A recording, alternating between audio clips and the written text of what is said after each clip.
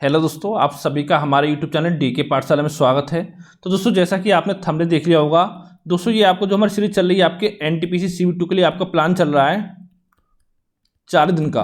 तो उसका दोस्तों 7वां दिन है जिसमें आपको प्लान बताया जाएगा पूरा कि आज के दिन आपको क्या क्या पढ़ना है, कौन कौन से टॉपिक आपको पढ़ने हैं। और साथ दोस्तों पहले बता चुका हूँ मैं आपको, कम से कम अगर आपको एनटीपीसी से लेना है तो लगभग 8 से लेकर 10 घंटे की आपको पढ़ाई करनी होगी। और डेली दोस्तों आपको रात को 9 बजे प्लान दिया जाता है। जैसे दोस्तों आज आपको रात को 9 बजे प्लान मिला, ये आपका कल का प्लान है, ठीक है। इस तरह से आपको दिया जाएगा। तो चलिए शुरू करते हैं आज का वीडियो। तो दोस्तों अगर बात करें रीजनिंग की में, दोस्तों यहाँ पढ़ना है आपको रीजनिंग में, एक तो वर्गीकरण पढ़ना है और एक पढ़ना है कथन एवं कारण। तो दोस्तों दोनों टॉपिक आपको एक एक घंटे आपको पढ़ने हैं, ठीक है। ये आपका वर्बल रीजनिंग होगा, ये आपका लॉजिक रीजनिंग हो गया। अब देखो दोस्तों, बच्चों के सवाल आ रहे थे कि इसमें नॉन वर्बल रीजनिंग दोस्तों आपकी पूछी जाती नहीं पूछी जाती है। तो दोस्तों बता दो, जो आपका एनटीपीसी का एग्जाम होने वाला सीबी 2 का, उसमें नॉन वर्बल रीजनिंग आपकी नहीं आएगी, तो इसको आपको नहीं पढ़ना है। जो दोस्तों टॉपिक केवल आपको बताए जा रहे हैं वही आप पढ़ लोगे दोस्तों, ये मान चलो आपका आराम से इसमें सिलेक्शन हो जाएगा। अगला दोस्तों आपका है मैथ। तो देखिए मैथ में पढ़ना है आपको प्रॉफिट लॉस पढ़ना है और साथ में पढ़ना है एचसीएफ एलसीएम। दोनों ही आपको एक एक घंटे पढ़ने हैं और ये पढ़ने आपको एचडी यादव बुक से। अगर ये बुक आपके पास नहीं किसी और से पढ़ना चाहते हो तो उससे भी आप पढ़ सकते हो।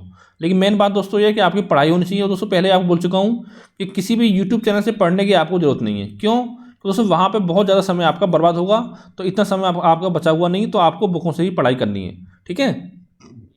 अगला दोस्तों आपका आता है करंट अफेयर। तो दोस्तों यहाँ पर पढ़ना है आपका प्रमुख पुरस्कार, यानी जो भी आपके 2021-22 में पुरस्कार दिए गए हैं वो सारे दोस्तों यहाँ पे आपको पढ़ने हैं अच्छी तरह से, ठीक है। जितने भी आपके इंपोर्टेंट पुरस्कार हैं वो सारे आपको पढ़ने हैं।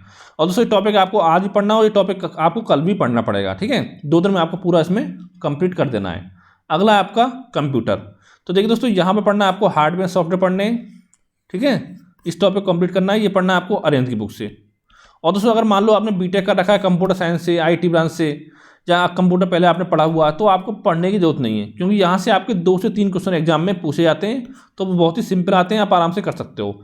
अगर आपने बीए कर रखा है, ठीक है, बीएससी कर रखा है, अगर आपने कंप्यूटर पहले नहीं पढ़ा है तो फिर दोस्तों आपको पढ़ने की जरूरत पड़ेगी, ठीक है। तो 2-3 क्वेश्चन यहाँ से आपके बन जाते हैं। अगला टॉपिक है दोस्तों आपका स्टैटिक जीके।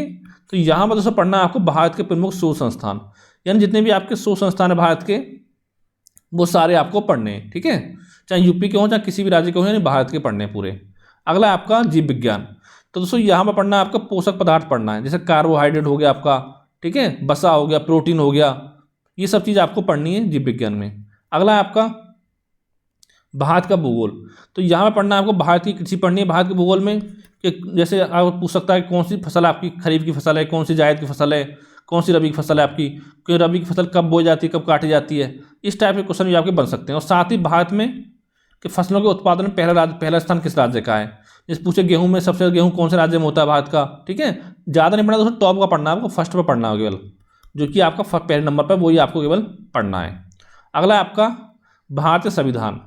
तो दोस्तों यहाँ पर पढ़ना है आपको राज्य के नीति निर्देशक तत्व पढ़ने एक तो, और साथ में मौलिक कर्तव्य। ये दोस्तों दोनों टॉपिक आपको कंप्लीट करने हैं आज। अगला है आपका आधुनिक भारत। तो दोस्तों यहाँ पर पढ़ना है आपको भारत का स्वतंत्रता संघर्ष पढ़ना है, और दोस्तों ये कम से कम आपको 1 घंटा पढ़ना है, ठीक है। और ये पढ़ना आपको लूसेंट जीके से ही पढ़ना है सारा कुछ।